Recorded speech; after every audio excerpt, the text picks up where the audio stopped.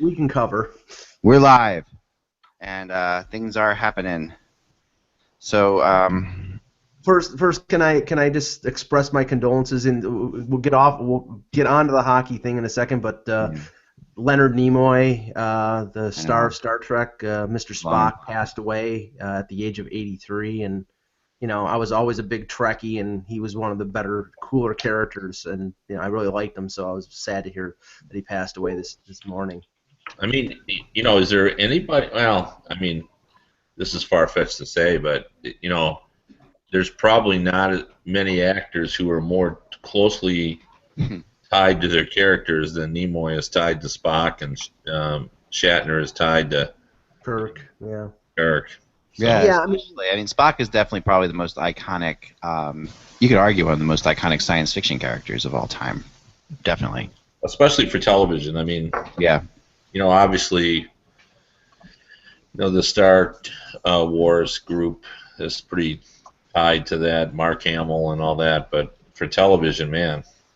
Yeah, and I know that the argument is that him and Shatner were typecast, and like you said, Hamill and Carrie Fisher were typecast in Star Wars, and people like Harrison Ford sort of broke out of that mold, and they were able to star in other things. But I would take that kind of typecasting because after a few years as Spock, and then when it started to be reruns, they made how many movies? 6 or 7, and even in the last incarnation of Star Trek, the new one, he made an appearance. So he benefited a lot from Mr. Spock, and it was one of the most iconic characters out there. So yeah. My response to that is Crosby and Gretzky are typecast as hockey players. I mean, this is this is.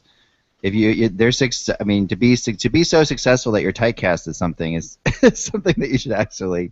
Well, some actors don't want to play the same character, the same. I know, but still, I mean, some characters never. I mean, that's to be iconic like that is also pretty freaking good. So I don't know. Yeah, I mean, it's kind of a mixed bag. Yeah. It's I know what Mike's saying, but I agree. I mean, it's rare that you get a character like that.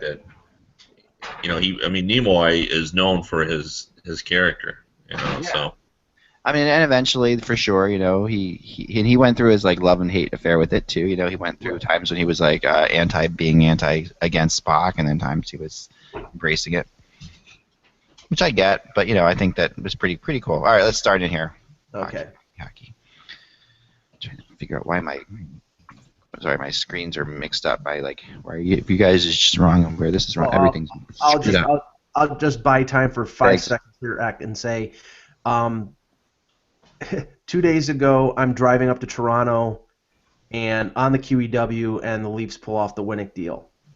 Yesterday I'm at the gym, and my phone goes off, and it says Leafs trade for Nath, and then the line cuts off. And then I look at the email, and they explain the entire deal, which we'll talk about in a second, and I almost dropped a 50-pound weight on my foot. So needless to say, if I go on a vacation for 2 days, I'll come back, and the Maple Leafs roster will be completely different. Yeah, there's a couple things we learned from this, Mike. One, never do anything between the hours of 3 and 6.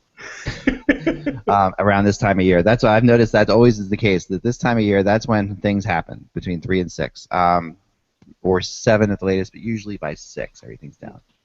Yeah. I was on a boat when the Sagan trade broke on the 4th of July. I was like, come on, on a boat. I'm on a boat. That's right. It was the 4th of July, wasn't it?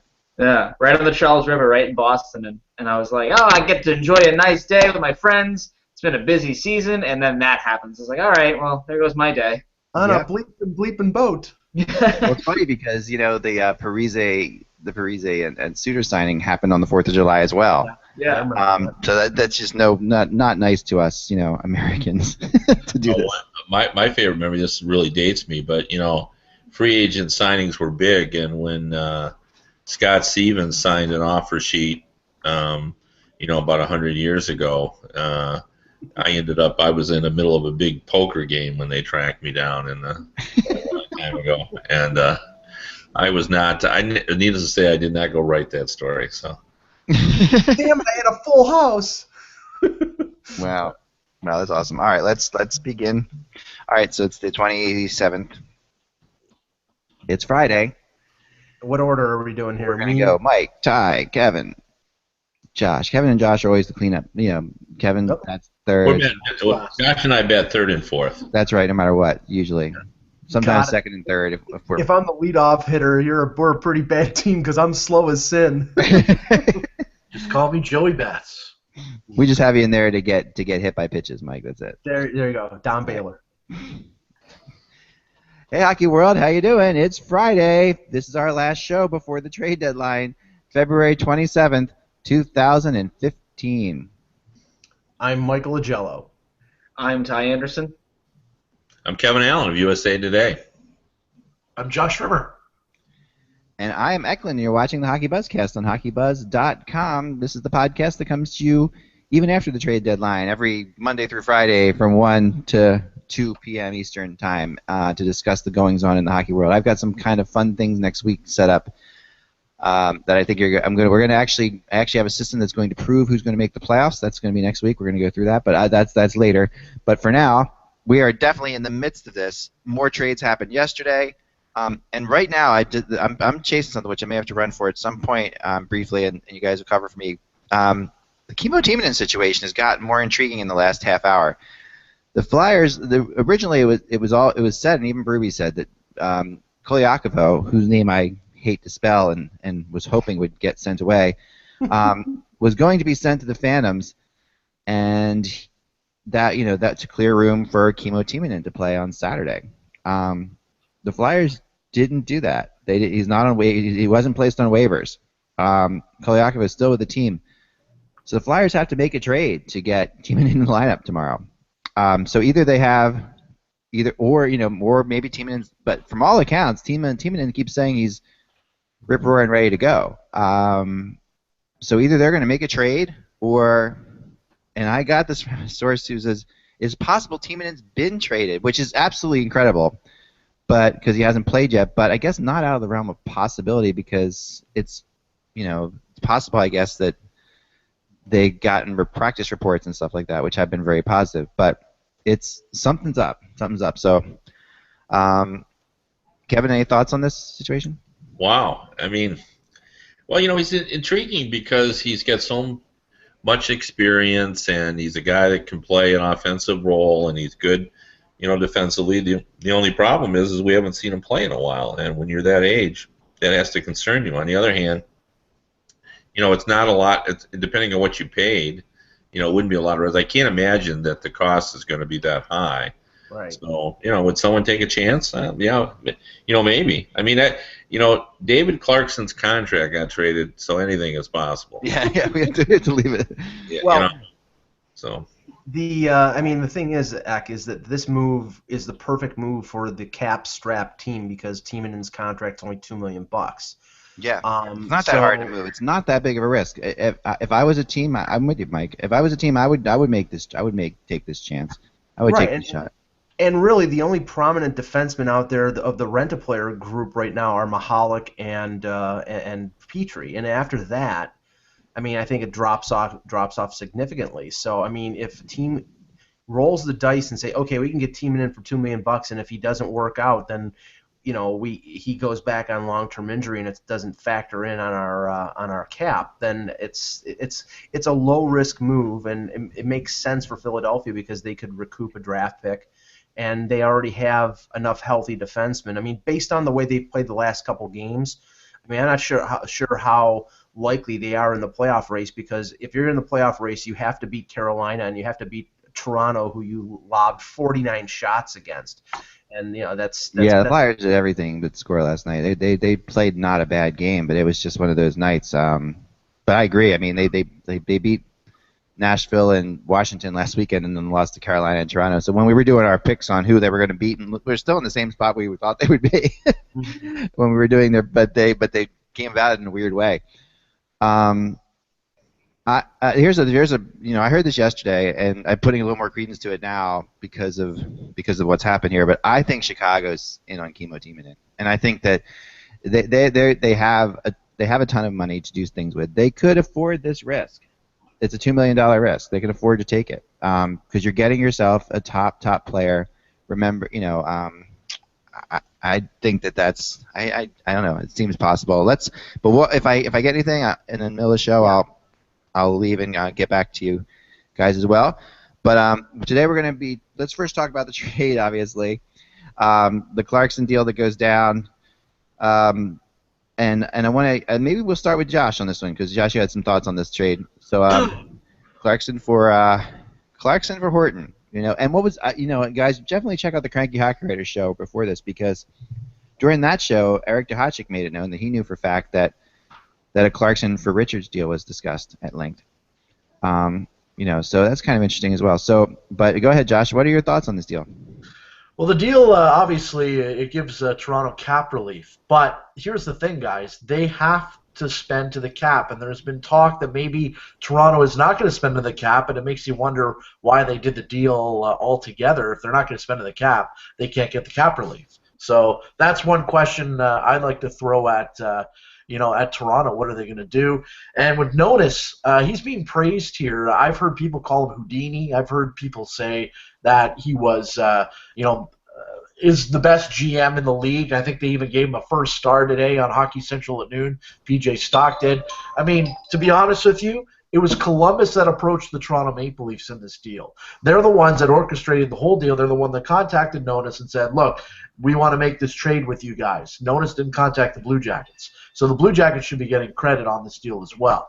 Now, here's the other thing with Nathan Horton. Nathan Horton obviously has had a bad bout with injuries over the last couple of years. He's had groin issues, he's had stomach issues, he's had shoulder issues, and now he's having back issues.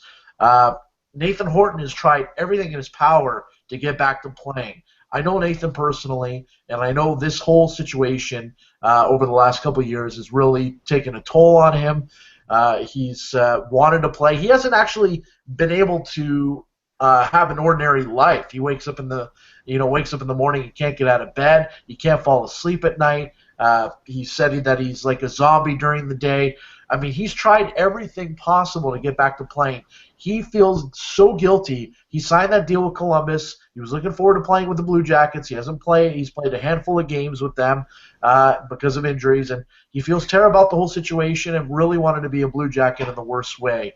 I know for a fact that Nathan's probably not going to play one game the rest of his career. He's probably going to have to hang him up because he's leaning towards the back surgery, which he's going to have to do a fusion to his degenerative disc condition that he's got in his back. So most likely he'll never play another NHL game again. I would say I put it at almost 3% that he even comes back and plays. He's going to have to retire, and he's worried that after he has this surgery, if he's actually going to be able to feel better or if he's going to feel worse. Yeah, so he's concerned about this whole thing, and obviously the deal, Columbus made the trade because they didn't want to spend $30 million on a player for 5 years sitting in the stands. They wanted to bring in another player, and they've always liked Clarkson. They talked to Clarkson at the deadline, at free agent day when they signed Nathan Horton. Before they signed Nathan Horton, they were talking to Clarkson, and Clarkson went into Columbus and got to take it all in, got to see the arena, meet the staff. He ended up going to Toronto. That was his hometown. And I can tell you this, David Clarkson is happier than a pig and you-know-what that he's going to Columbus. The pressure is off. It was too much pressure here in Toronto to play as a Maple Leaf. He couldn't go out after a game and have a beer because you get the "you suck" Clarkson when he go to a restaurant or whatever. Now he gets to go to Columbus, and he gets to enjoy playing hockey again and also, being able to go out in public. He doesn't have to worry about people getting on his case. And you know what? I just think David did way too much here in Toronto because he wanted to do too much. He wanted to make an impact on the ice. He wanted guys to like him. He wanted the fans to love him. And, that's another guy that felt guilty about the whole situation that happened here in Toronto. But I guarantee you this. I believe David Clarkson will get back to what he was doing in New Jersey, in Columbus. The pressure is off, guys. I think it's a good shot. Go ahead, Mike, your thoughts on this? First, I agree with Josh in the sense that I think the pressure will be off Clarkson and he will do what was expected of him in Toronto.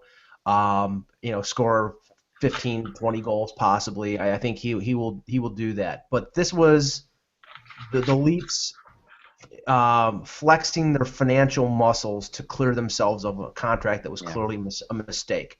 The way that the contract was constructed by Newport Sports and Pat Morris, with the signing bonus being almost all of the $5.25 million cap hit, made it essentially buyout proof.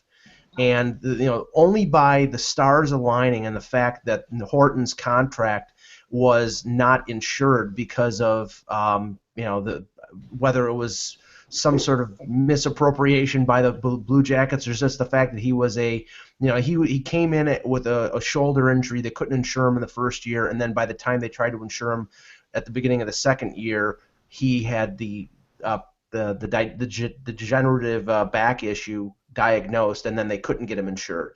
They were on the hook for $26 million. And the thing is, it's like, who cares who made the first phone call? I mean, if it wasn't because of the Leafs having the financial wherewithal to be able to do this, then Columbus would be on the hook for that money over the next 5 years. So I think that any lack of credit to Dave Nonis or more credit for Jarmo Kekalainen or John Davidson, I mean, I think that's besides the point. I mean, Columbus benefits and they're getting a healthy player who will play the next 5 years. He's going to consider this a restart to his career. He gets out of Toronto, and I have to give Clarkson a lot of credit for even coming to Toronto and trying. And hopefully Toronto-based players will continue to come to Toronto, because I think that's going to be something that the organization is going to need. But they flexed their financial muscles because now they can pay Horton to essentially not stay away, but he's never going to play again. He probably I don't think they would have done this deal if they thought he was going to play again. And this gives them room, and in a couple 3 years, when this team is ready to contend again, they won't be burdened by the last 2 years of David Clarkson's deal when they want to spend money. In the next 2 or 3 years, they're not going to be spending money because they're going to be rebuilding. But in years 4 or 5, when that contract is going to be expiring, when Clarkson is probably not going to be scoring that much, they will have $5 million to move around. Yeah. I mean, it was a shocker. It was a shocker of a deal. It's one of those that that I always love these kind of trades with everybody searching for all the different players this time of year. The Clarkson gets traded. I'm tracking 45 players on my trade rumor chart. And Clarkson gets dealt for Horton. 2 players that never would have thought about in a second. So don't to feel me, bad. Nobody had this. No, I know, and it's amazing. It's really impressive. There's someone just texted me that if Timonen plays tomorrow night, I really don't think this plays into it at all, guys. By the way, but if Timonen plays tomorrow night, the Flyers and he play the rest of the year, the Flyers would owe him another $250,000 for a 20-game bonus. But if he doesn't play tomorrow, there's no way he can do that. How about that? That's interesting. I really don't think that plays into it with the Flyers, but so I want to get on because we got to talk. We're talking about this division today. We're talking about the Atlantic, of course, and this is our final division to talk about, which makes a lot of sense. We got Ty here for the Bruins. We got you guys for the Red Wings. I mean, you guys for the Leafs, Kevin for the Red Wings, and everyone else. And I'm so I'm going to steer the ship. I want to start with Boston because Florida made their move. I think it's an amazing move, actually, for the Florida Panthers. I think it was really, and I can't get, in my opinion, a really amazing move. Picking up Yager, he brings experience, he brings excitement to a city. He's going to sell tickets and jerseys in the 20 games he's there. I promise you that. But the Bruins now today, also there's news that Rask is sick somewhere in Newark, New Jersey, and it's not going to be the first who that's happened to, by the way. Just a joke. Nobody's sick, and he's not with the team right now, or he wasn't with the team in practice. They've called up their not Subban, but their other AHL goalie, right, Ty? Yeah, Jeremy Smith. He's a AHL journeyman. Used to be a Predators pick. Spent last year with the Springfield Falcons. Now he's in Providence. He's actually been really strong for Providence this year. He'll probably serve as the backup tonight with Nicholas Fedberg getting the start. But yeah, no, Tuukka Rask is sick. Whether he's sick of playing behind this team, I don't know if that's how it is. But yeah, he's under the weather, so he'll be out tonight. But yeah, I mean, Yager, like every old person ever, he retires to Florida. So that'll be good for him. But I think honestly. That's two. I'm keeping track. Honestly, I think that's a great move for the Panthers, and it puts the pressure on the Bruins now to get something done really, really quickly. Yeah. Now the names I've heard, we've heard that they're definitely in on Vermette, Anton Vermette, and they're definitely in on Glenn Cross. I've also heard in the last 48 hours, roughly 36 hours. 2 nights ago, losing track of time. Yeah, Joffrey Lupul is a possibility for them. So, where do you think they're going, Ty? What's your opinion on this? Honestly, I think the Chris Stewart and the Bruins saga is inevitable. I think he will be a Boston Bruin. Just based on everything we've heard, is that they keep squabbling over the price and what goes back to Buffalo or what else could come to Boston from Buffalo's point of view. Torrey Mitchell is a guy that I think. I wouldn't be surprised if that's a player that the Sabres could throw in just based on the Bruins' need for a bit more on their bottom six there. But I think Stewart's the guy. I honestly do. Vermette is another intriguing one though, just because of his connections to the Bruins. He's a former Ottawa draft pick. With Peter Chiarelli, he's really close to Chris Kelly. They used to be on the same line back in Ottawa during the the height of the Ottawa Senators. And he trains with Patrice Bergeron in the offseason. And that's something that I think could intrigue the Bruins. Is he's a rental for now, but if he fits in, he plays well. He could be a guy that they try to sign if and when Carl Soderberg walks in the summertime. So I think Vermette is really a guy that they might key in on, along with Stewart. I mean, if they can swing both, obviously, like I've said for a while now, they'd like to get a defenseman as well. So maybe that's a team. Maybe Arizona's a team where they could get a defenseman, like a McCulloch. Or maybe Boston's own Keith Yandel. I know that's been the rumor for Lord knows how long up here. Yeah. So Arizona gives them a bit more flexibility in terms of what they can acquire. But I do think that Chris Stewart's going to be a Bruin. It's just I feel like the Bruins have wasted way too much time and energy and resources on figuring out what this guy can bring to their team for nothing to happen. Right. There's been a lot of time scouting him, that's for sure. So let's go to the Red Wings. Kevin, you talked about something that I really was intriguing in the last show, and that is the possibility of them maybe making a deal with the Maple Leafs. Well, I mean, I'm looking around. I mean, I heard all day yesterday that Dion Phaneuf was really in play. That it may not be likely, but it seemed a lot more plausible yesterday. Mm-hmm. And there was a lot of talk about whether the Maple Leafs were willing to go down to taking enough contract back to make him like a $5.5 million player. And the reason that's important is that most of the teams who are interested in acquiring him see him as a second pairing defenseman. Right. And they're certainly not going to pay $7 million cap hit for a second pairing. But a $5.5 million defenseman, I mean, it's still not ideal, but it just works better in their scheme. And, I don't have any inside information about the I know the Red Wings are interested in Phaneuf. I know that for sure. But I don't know whether they've really made an aggressive effort. But it makes a lot of sense. They're one of the teams that has more than enough cap space to make that happen. They have assets down in Grand Rapids at their AHL team. Sproul, the defenseman, is a possibility. A younger guy. All the pro scouts like him. Pulkkinen, who's a 30-goal scorer down there, who's now up with the big team. He might be a guy they'd be willing to part with as well. I do not believe the Red Wings will give up a first-round pick or a second-round pick. They're certainly not going to part with a guy like Dylan Larkin or Anthony Mantha. But I think there is some logic if you want to set and think about the needs that the Red Wings have. They've always sort of been fascinated by adding a physical presence to this defense, and Phaneuf gives them another big shot. So I think it's plausible.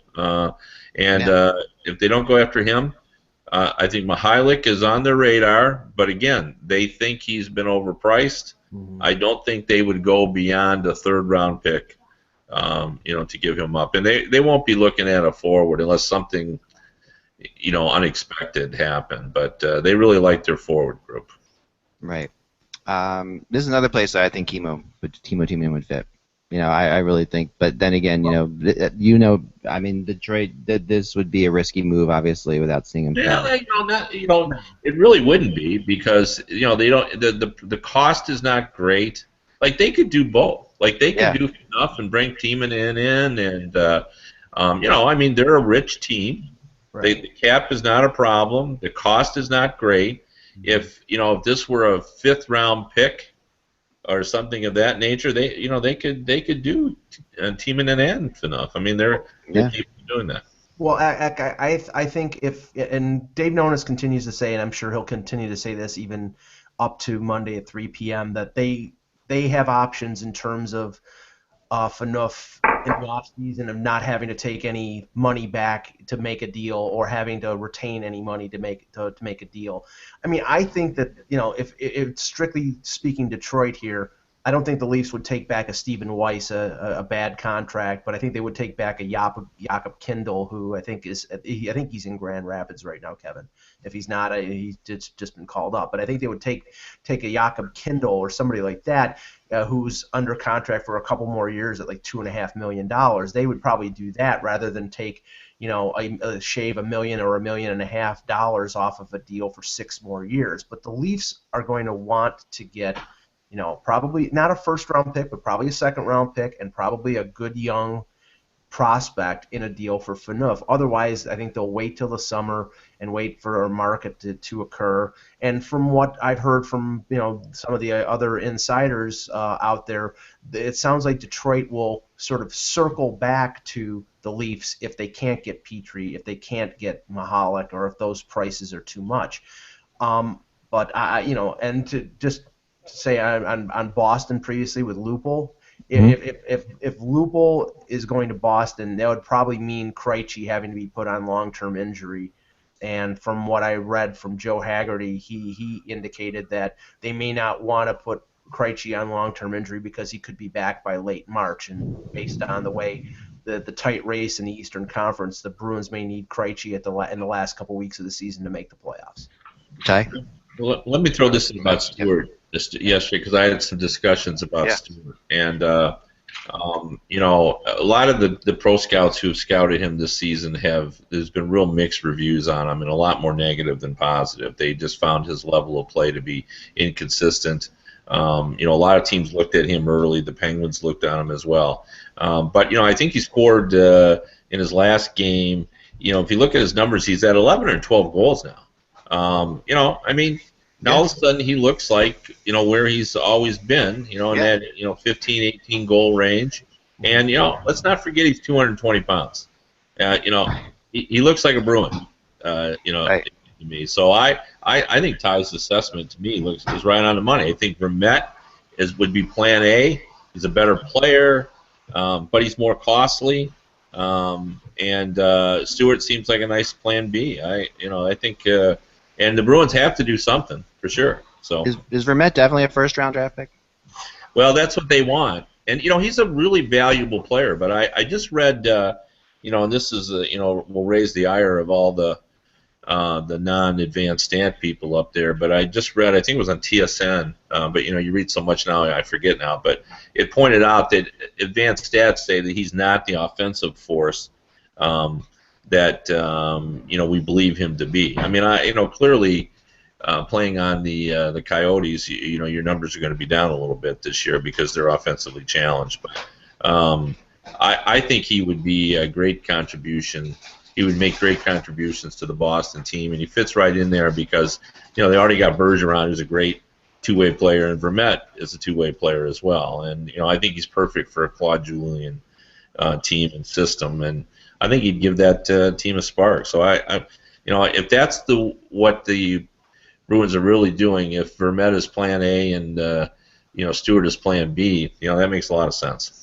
And one thing, Stewart has really stepped up probably the last 3 weeks to a month. I think essentially he saw a pathway out of Buffalo, and he knew that if he didn't really step it up and start to play better, that the prospects of getting out of Buffalo and going to a playoff team were remote. So he's really started scoring and started banging a lot more than he did early in the season.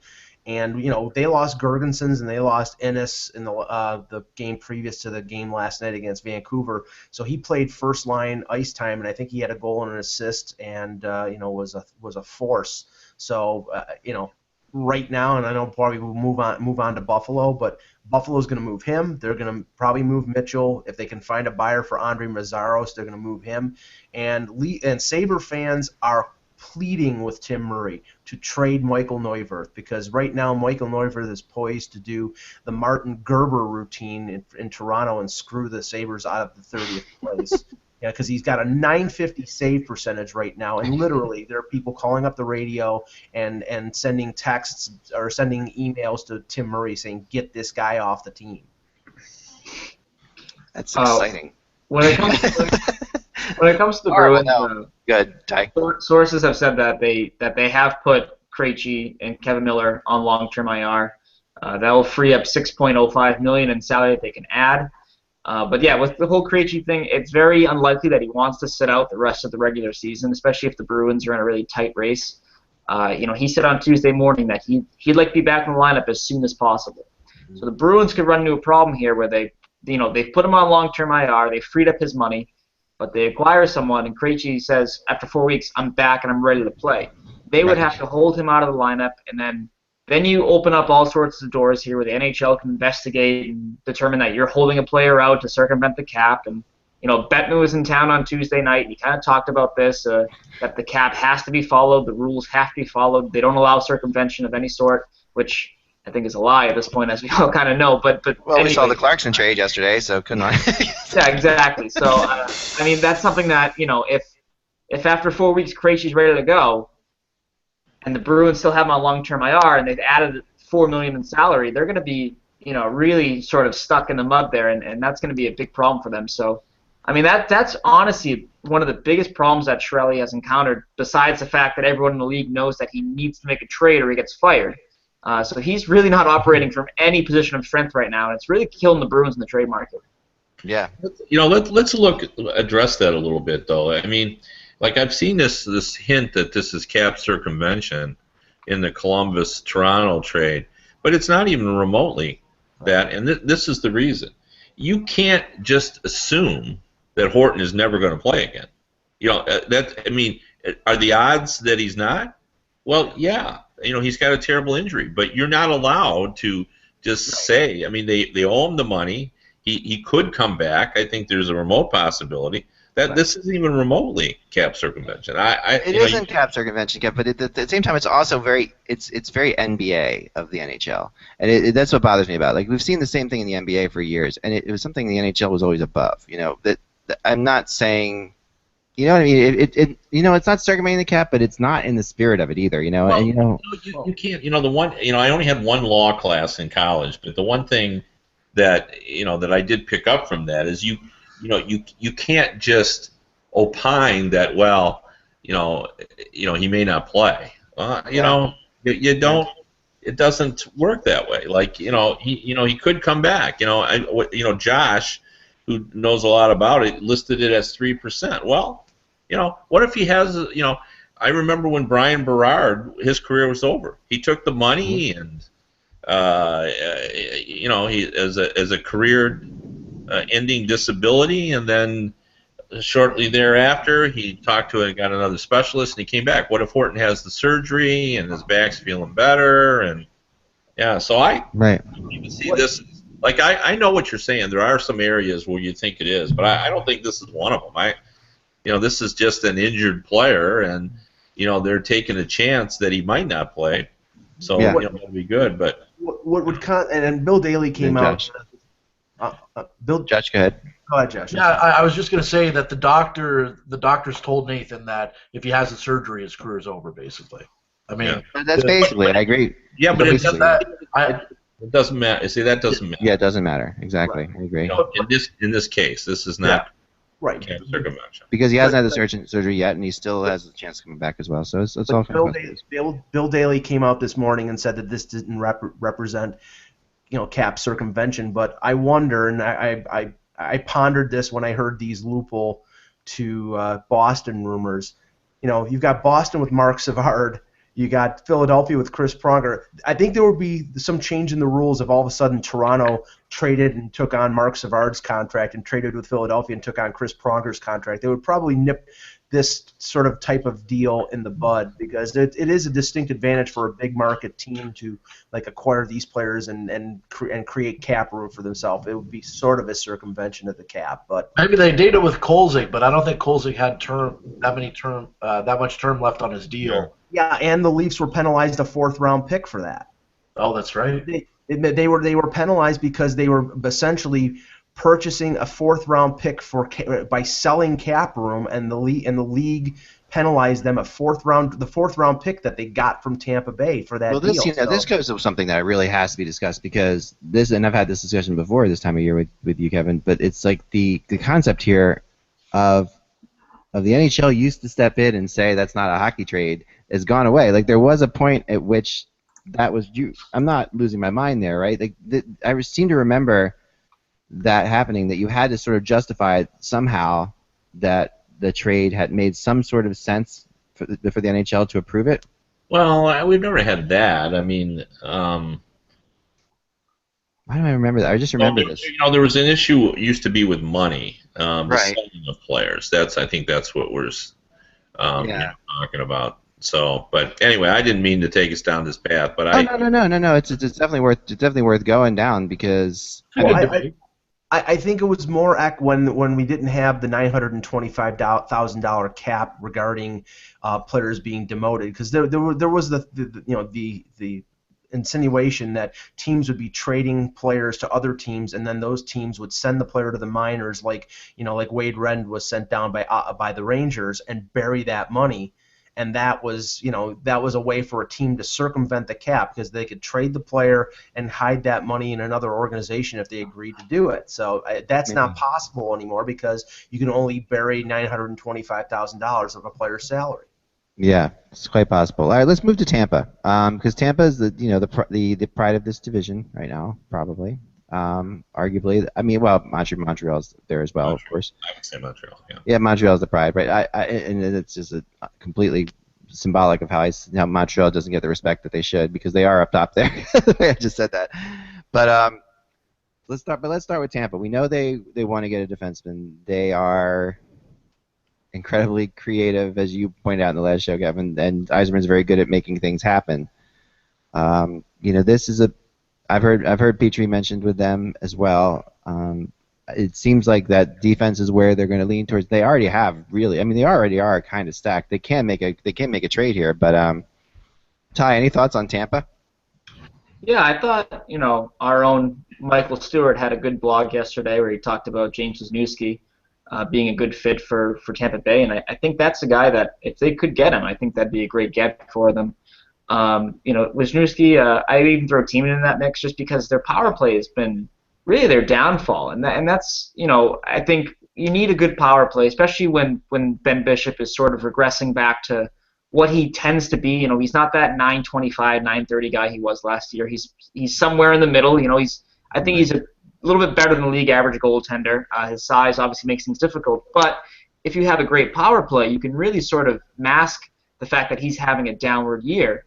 And I think that a guy like Wisniewski or a guy like Timonen or Petrie, that's the clear go-to for this team. And I think that point really needs some extra help back there because you go their forward core. I mean, that seems like it's a pretty strong core as it is. I mean, I don't think you need to add too many pieces to that. So just a nice supplemental sort of defenseman there, a 4 or a 5 that can be a bit of a power play specialist would be a great thing for that team.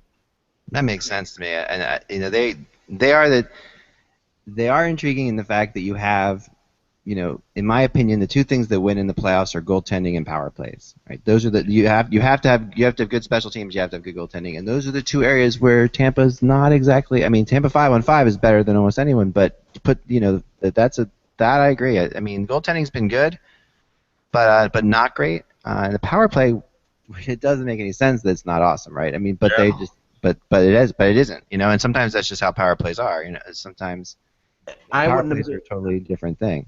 I wouldn't be surprised if they were in on Sekera and they missed out, and that makes sense because Sekera is a pretty good offensive defenseman. and I don't know whether they would have the wherewithal to get in on a deal like Phaneuf, but Phaneuf is a power play point guy and eats minutes, and I think would be a good fit on a certain level. But the contract, again, I don't know if they want to make the investment of 6 more years at $7 million. The Leafs would probably have to take back a player of significant salary to get that deal done. But I mean, that might be something that if Yzerman wants to hit a home run, getting a Phaneuf now at 29 years old, and with Stamkos in his prime and with that team the way they are, I mean, that could be the final step of putting him over to the top. Yeah, I do agree. Yeah. And go ahead, Jeff. Yeah, I agree with that too. I don't think it can happen. That's just too much salary. But Right. And they were for sure in on Sekera. They were one of the finalists, and he would have been the perfect guy. He could have done exactly what they needed him to do. But I think now they've got to be just thinking, look, we need to shore up our defense. We just need depth guys. Yzerman came out of the Detroit system, and their big thing every year was, let's make sure we have not 6 defensemen but 7 and 8 defensemen. And the 8th defenseman is usually was usually a younger player, but the 7th one usually was a veteran. So, and if they brought someone in like Petrie, then everybody slides down one. And this team is too good not to do that. I think it's a slam dunk that they'll get a defenseman by Monday at 3 p.m. I don't know who it'll be, but they're going to get one because they do deal with the Flyers a lot. I could see Del Zotto fitting in really well with them. Maybe he's definitely a power play guy. Timonen's also a power play guy. They do have a lot of deals with the Flyers. Moving on to Ottawa. You also have to look. Oh, sorry. One more thing on Tampa Bay is that you look at how the matchups are right now. They're most likely going to play, if this follows here, Detroit in the first round. Detroit has a good penalty kill, so you gotta get somebody that can help that out back there. But on to Ottawa. Ottawa is suddenly in this playoff race. I mean, and it's shocking when you look at this thing. Okay, Andrew Hammond. If it wasn't trade deadline day, he would be the story that we'd be talking about. I mean, this guy just completely is gone in the worst time of the year to get good publicity on a team that's out of the playoffs. Go shut out the Kings and the Ducks in back-to-back games on the road. And now the Senators, who have 59 games played, which is three less than the Flyers, 2 less than the Panthers, 1 less than the Bruins. They're 1 point behind the Flyers. They're 3 points behind the Panthers, and they're 5 points behind the Bruins. I mean, the Senators are in this. They're completely, and all the talk of that the Senators possibly being buyers, being sellers. They're not. They can't be. Like Chris Phillips, all that stuff. That's not going to happen. I mean, the Senators are making a run for this, and it's really a fascinating story especially when you get a goalie like this who just catches fire at this time of year. That's a game changer. And the thing is, Zach, is that if you look at Hammond's statistics in Binghamton, they were not great. I mean, his goals against was in the mid 3s, and he's sort of a 27-year-old journeyman. But yeah, I mean, I watched a lot of that game last night, and he was standing on his head against the Kings, who looked really good, but they just couldn't beat the guy. But yeah, they're 5 points behind, and the thing is, with a game in hand. With a game in hand, but they're not going to be. There are no players on that roster that they were going to sell. They really have very few. I don't think they have any UFAs. I mean, if I think maybe one. But and Phillips and Chris Neal got hurt, so Phillips is. I don't think he's waived his no move to go anyplace else. So they're going to stick with what they have, and they have a lot of young players, and they seem to be, surging right now with Dave Cameron as their coach. So yeah, I mean, it's a really good story. It's a great story, and I'm trying to see if they play Boston again. I don't see they do. I'll check while you're. Yeah, check to see if they do. But any thoughts on Ottawa, Ty? Yeah, it's a return of the pesky Sens, right? Yeah, right. Exactly. I think that's who they are, and that's what they want to be. I mean, it wouldn't surprise me if they try to make maybe a lateral type of hockey move where they trade a piece out, but they get a guy that can help them now and in the future. It seems that they're an organization that always has an eye towards the future in a way. So I mean, I wouldn't be surprised if they make a move. Maybe it's not like a buying move, but it is a move that can make them better potentially in the now. But I think that's this is a team that that goaltender, he's playing pretty well right now. You got to see how long he takes you. I love his quote last night after beating the Kings. He said, "I don't think many people expected the goalie battle between Jonathan Quick and the Hamburglar." So I thought that was pretty cool there. So I like that nickname. I think that's a pretty good one. We should stick with it. Yeah, that's amazing. Boston and Ottawa play twice in the month All right. of March, and both games in Ottawa. All right, so the Senators have their fate in their hands. 3 points behind.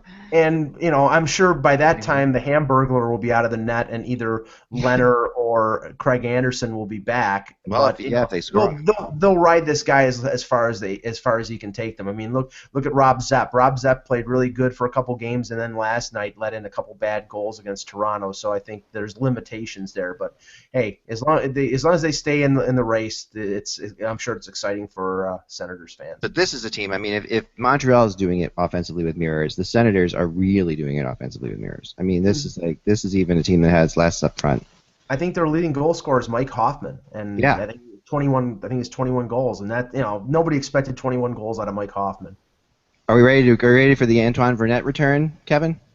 No, yeah, you always got to be careful in this situation because they're hot, and they're hot at a time where you don't want to get too carried away and suddenly think you're you're really in this. I mean, do they have a chance? Sure. But I don't think they'll deviate too much from what their original plan was. I don't think they intended to do much, but I do agree with Ty. I mean, the one thing about Brian Murray, I've known him a long time, and he does a good job of assessing the marketplace, and if he sees a guy that he thinks is undervalued, he's going to go for this trying to make the playoffs. There's no doubt about it. But I think Brian Murray has been around the block enough to know that that he's a hot goaltender. They're riding him now. I think Mike said that, and you just let it go and do the best you can. But I don't think they expected this weekend to be busy, and I don't think it will be for them. Right. Yeah. No, they are. This team has been very much. They surprised everybody a few years ago when they got in the playoffs, and they're starting to look like that team again. I agree that's a little crazy. We had three more teams, Zach. Florida. Yeah, no, we're gonna rip. We basically talked about Toronto. I don't think we need to talk about Toronto. We've talked about what else do we have because we've talked about them in relation to everything almost. But go ahead, Mike. Start with Toronto. Let me just say quickly. Yeah. I don't think Kessel will be moved. Obviously, there's an outside chance of enough. I think that there is a fairly high probability that they will move one of Bozak, Lupul, or Polak in the over the weekend or up to the deadline. That there is a hunger there, and I think a willingness, and now a little flexibility with the trade of Clarkson to take on contracts. So I think something big could be done in Toronto. And as we've seen, all the rental players are mostly gone, and there's a few left. But once that happens, I think the increase of probability of hockey deals happening is going to go up. Yeah.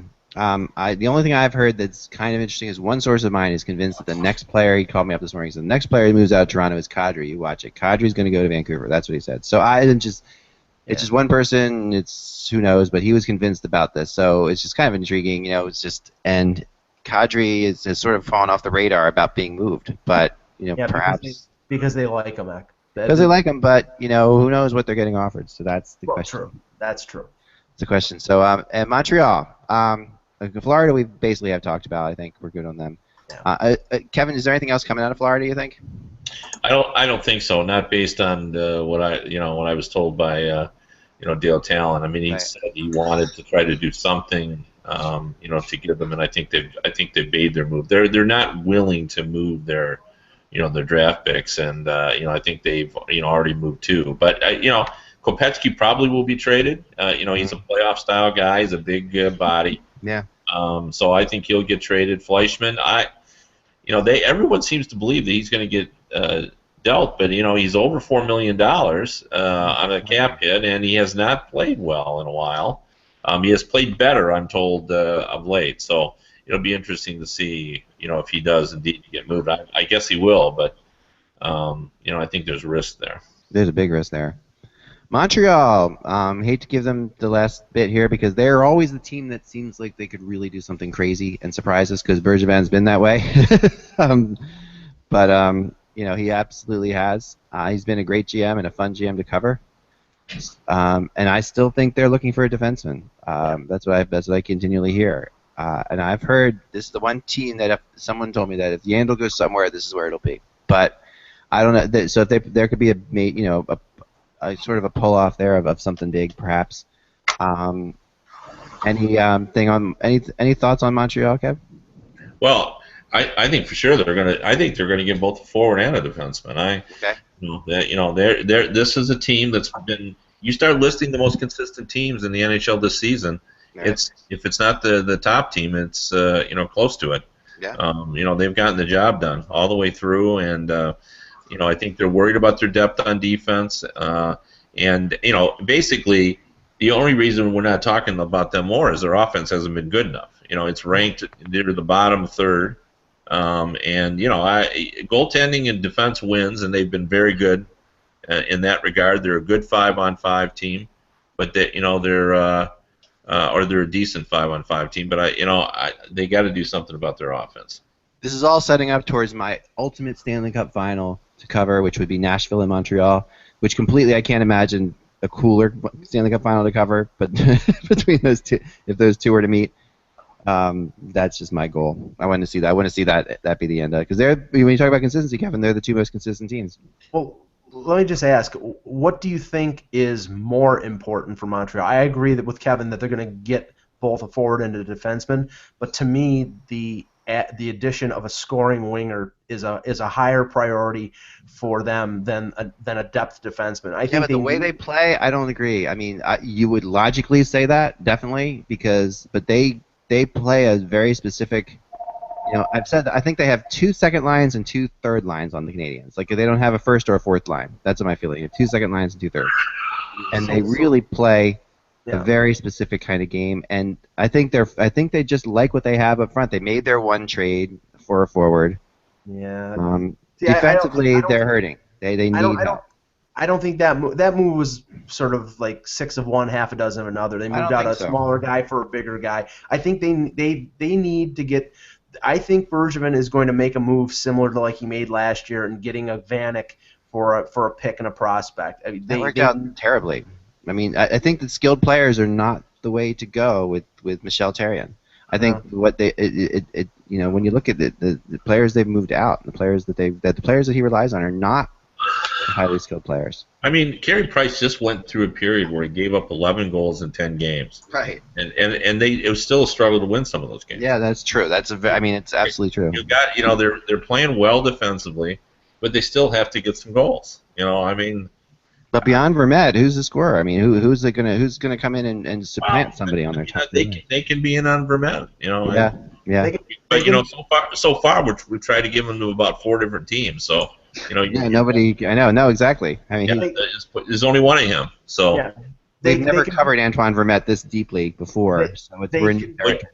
Well, it's NHL trading season when you treat Antoine Vermette as if he's Sidney Crosby. Yeah, exactly. No, they can be in on Vermette, and if they miss out on Vermette, then they have enough cap flexibility that they can be in on somebody who has a couple years left on the deal, as long as it's somebody who is reasonably priced and they think is still has it. So I think which is the Joffrey Lupul rumors, right? That's the other that's the rumor. That's why the Joffrey Lupul's. I just don't see that. I just think the biggest thing for Montreal is that you can't have Andrei Markov playing 30 minutes a night. Exactly. So I think while we talk about the need for a scorer and this and that, I just think that Markov's a guy that they'll need in the playoffs, and they can't burn him out with half-hour nights from here till game 82, and I think that's a big thing that they have to sort of weigh out.